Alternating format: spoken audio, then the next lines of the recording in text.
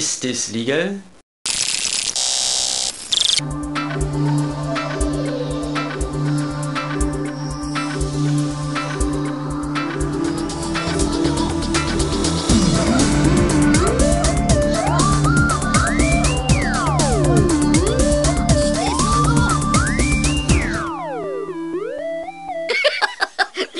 LSD. How do I even begin to talk about this strange anomaly of a PlayStation 1 game?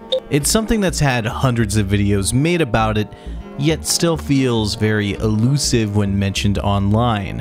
And even at that, the game is only part of the full context of what this rabbit hole actually is. The fever dream of an experience that is Dream Emulator is actually a passionate project of one of Japan's most creative minds. And while most people see the game as little more than a meme or content farm for shitty content creators, I think it's a title that deserves far more credit and attention than the "oh heckin' crap, this game is so spoopy and weird, what the hell Japan" coverage it's received. As the game has been covered very dishonestly and portrayed as some pants-shittingly terrifying horror game that it's just not, as well as never really having it explained as to what this thing is. So let's take a look, because this game has fascinated and interested me for years. So let's take a deep dive and jump into what this what the fuck laden PlayStation powerhouse actually is.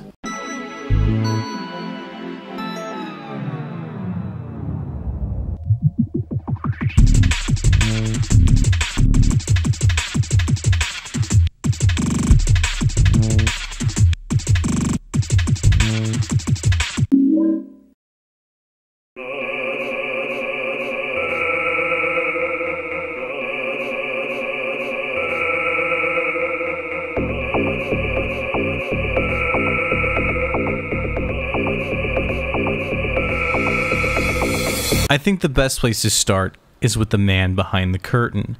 LSD was created by Osamu Sato, a Japanese multimedia artist whose speciality lies in creating surreal and mind-melting experiences.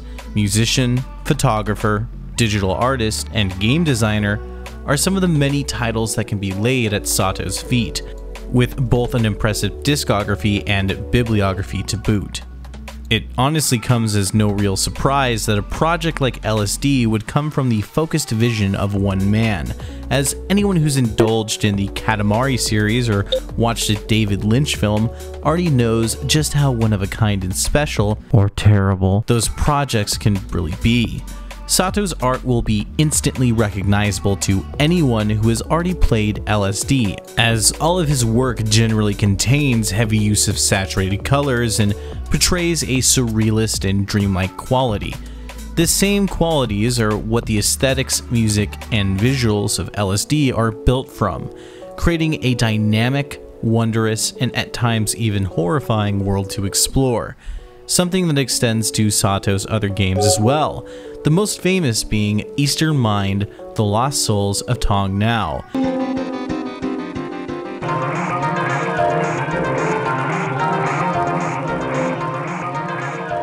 An odd and experimental point-and-click game where you experience a story of a man given an artificial soul with 49 days to find his real one before the artificial soul will give out. And I'm sure just by seeing the mindfuck on screen right now, this is obviously a project by the man who would go on to direct Dream Emulator. And while I don't particularly care for point-and-click games, this is one I do actually recommend because it really is a one-of-a-kind experience. And it's thanks to Eastern Mind that LSD would get made. Sony was the one to publish the game, and its success and cult status would bring a lot of attention to Sato, with a lot of this being the direct result of his framework for games being completely different from the starting point of nearly every other developer. See, in Sato's mind, video games are a vehicle to create interactive art pieces rather than fun experiences, and due to this, all of his games feel otherworldly and one-of-a-kind. From this, Sony developed an interest and decided to fund his next work. The concept of Dream Emulator's gameplay, funny enough, actually came from racing games of all things, because Sato actually sucked so bad at them that he always ran into walls and thought it would be more interesting if you just teleported to the next level every time you crashed. And while that might sound pretty funny, it did actually create the baseline of gameplay that LSD would later adopt, while everything else had a bit more interesting of an origin. The themes, visuals, poems, and even the concept for the game would actually be adapted from a dream journal that Hiroko Nishikawa, a game designer who worked at Asmik Ace, who had spent a decade cataloging their dreams and writing about the strange and at times fucked up things in their head. From this, the game would take shape into the surreal walking simulator that we know it as today, and after a few years in development, it would be released exclusively in Japan on October 22nd, 1998.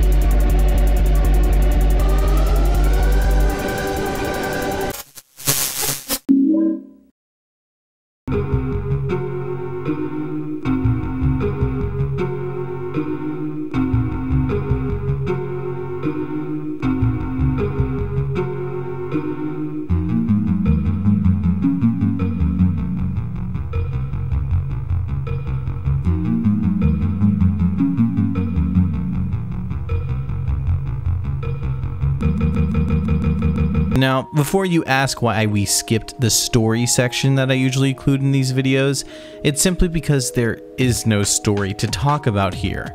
Much like the game Yume Nikki, Dream Emulator takes the approach of just having you experience what it has to show you and letting you interpret what you will from it. In a sense, allowing the gameplay to be the story in of itself.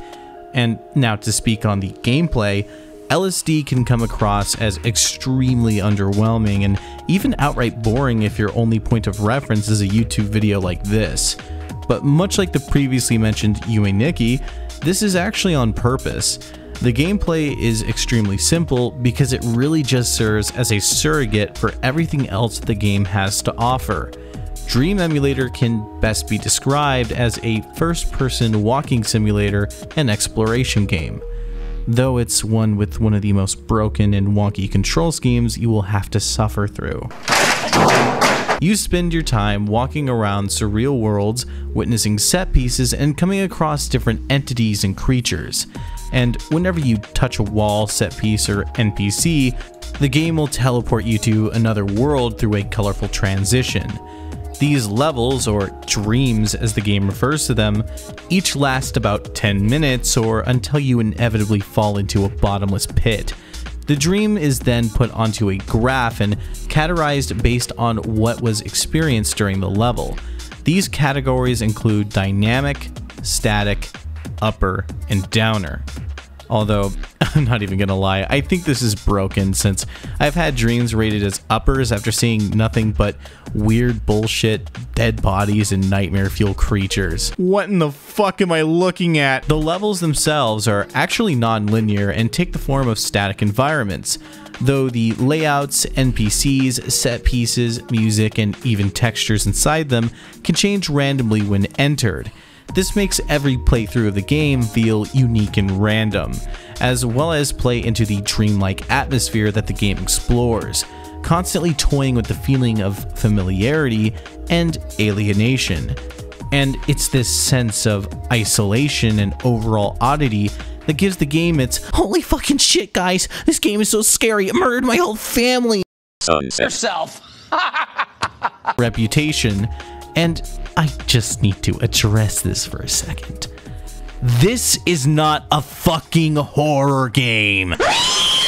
I know some smooth-brained content creators feel the need to spin everything that they talk about into some clickbait bullshit, but selling this thing off as a horror title hurts it more than anything.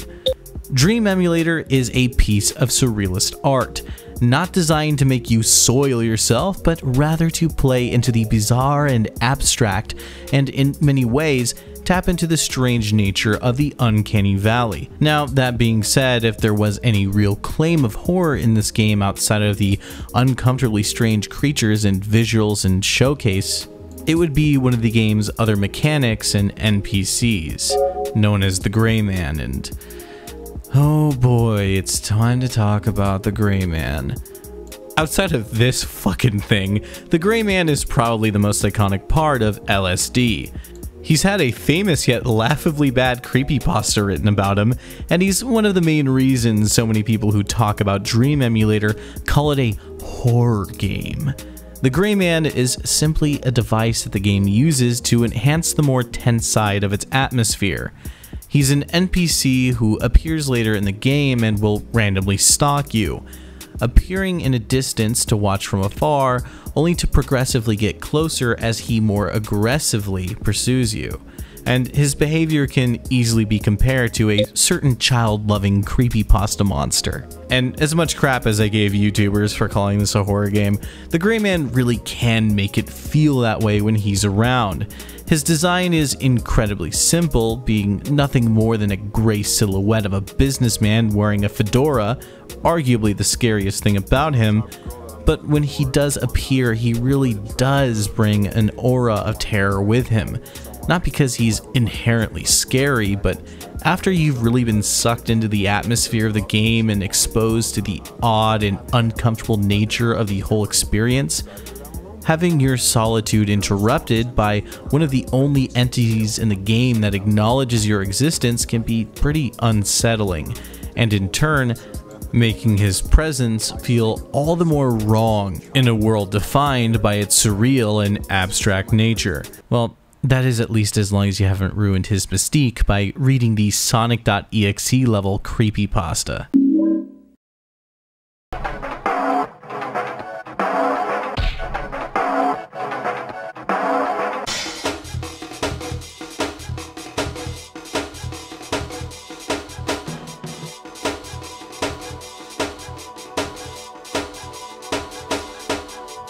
Similar to many video games that choose to limit their gameplay in order to elevate other elements, LSD Dream Emulator relies on its atmosphere and visuals to hook you in.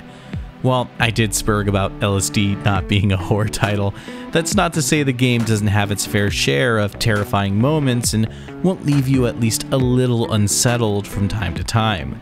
Dream Emulator is something I would classify as part of the surrealist category, as the uncanniness is its greatest strength, preventing moments that could be considered cute and enduring from ever breaking the tension and anxiousness that the game bathes you in. Just touching one of these odd but sweet set pieces can lead you to appear in a place much darker and more terrifying, and it's these constant shifts that make the atmosphere so thick and heavy. But there is a middle ground to this, and that's the purely surreal visuals that the game will sometimes throw at you.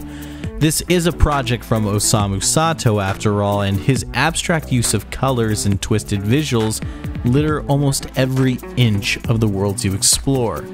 While you might think that this would break the tension or calm the uncanniness down by being a bit too artsy, it actually has the opposite effect. It causes even more tension because these trippy and strange visuals actively blur the lines as to what's just wondrous or pretty and what's a malicious and horrible object.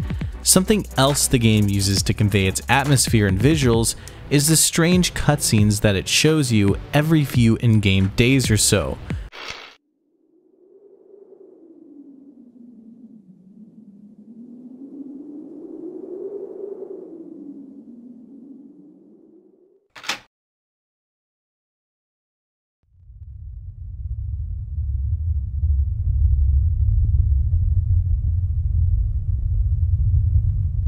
These psychedelic fever dreams are pretty fucking amazing and one of my favorite parts of the game.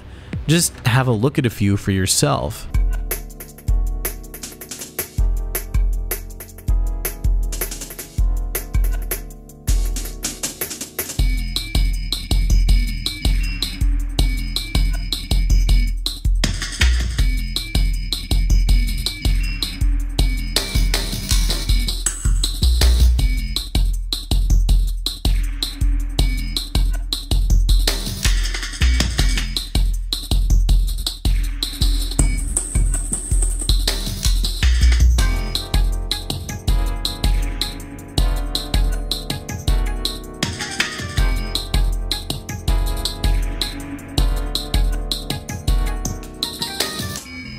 I wouldn't be surprised in the slightest if these served as the inspiration behind some of $1 Million Extreme or old school Adult Swim's bumps and visual edits.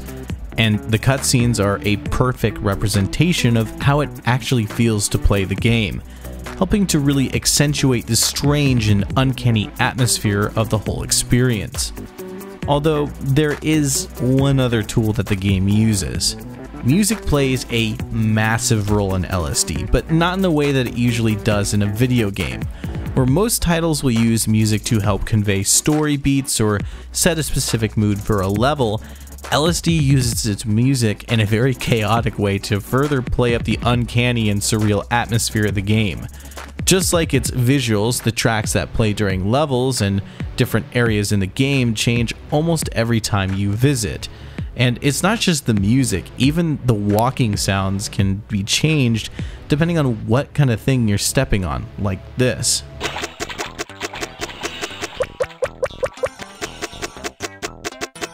It can get ear-grating, I know, but it does play into the atmosphere and it's not nearly as annoying when you're actually sucked into the game. Now, to talk about the soundtrack. Every song has a bit of a unique vibe to it, and some of them are a bit more ambient in nature, like this.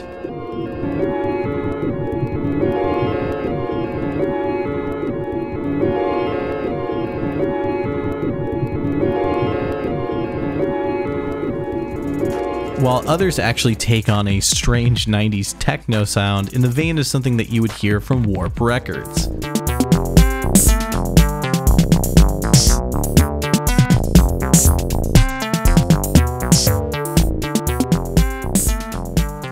Not exactly something that you would expect, but fitting and honestly kind of genius. And if you enjoy what you hear, I highly recommend diving headfirst into Sato's discography. It's a goldmine for anyone who loves 90s electronic music, but in the context of LSD, it only further plays into the surrealist and mind-melting experience of the whole game.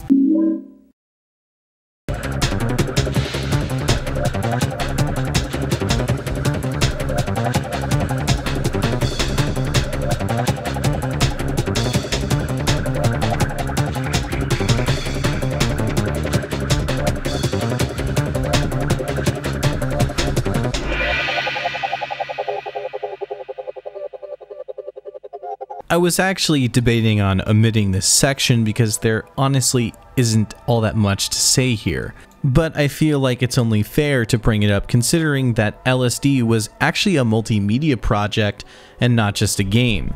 Its soundtrack was remixed and released as a full-on CD, as well as the dream journal it was based on was released as a book entitled Lovely Sweet Dream, cataloging the weird nightmares and odd dreams of Nishikawa. The book itself contains journal entries of Nishikawa's dream diary and accompanying art pieces. None of the dream descriptions are all that detail-rich, and while some are a bit benign and others are your typical weird dream kind of thing, there are some that are like this. Raw oysters on a plate. They're a couple and both have eyes. They're still alive and it looks like they're mating on the plate. After a while I come back to the plate. The oysters are still there. This time I grab them and put them in my mouth, but I cannot swallow them, as I feel like their eyes are still watching me.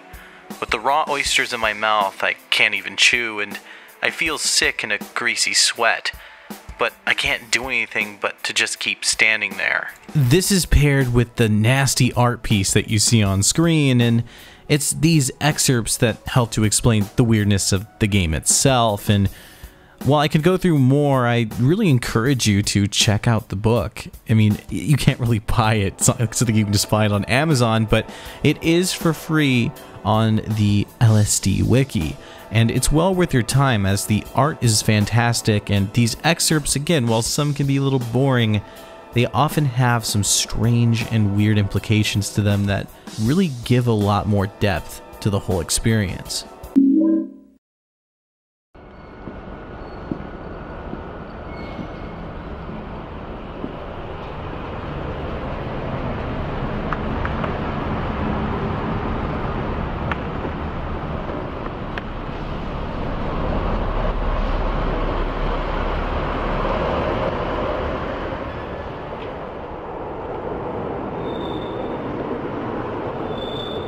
LSD Dream Emulator is a game that has stood the test of time, falling into obscurity shortly after its release, only to find the fame and recognition that it deserved 15 years later thanks to the YouTube and emulation community, even if that fame was pretty misguided.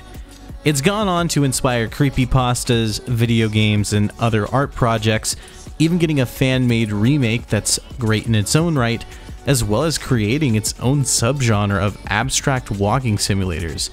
Again, paralleling the legendary Yume Nikki, and some of these games themselves are arguably even better than LSD, such as Hypnagogia. Dream Emulator also serves as a fantastic introduction into the work of Osamu Sato. He might not be a household name, but definitely deserves recognition for the work that he's put out, and I highly recommend digging into it. That is, unless you're afraid of becoming a schizo-posting weirdo on the internet. Now, that being said, subscribe, support me on Patreon, follow me on Twitter, follow me on Odyssey. I'll see you in the next video.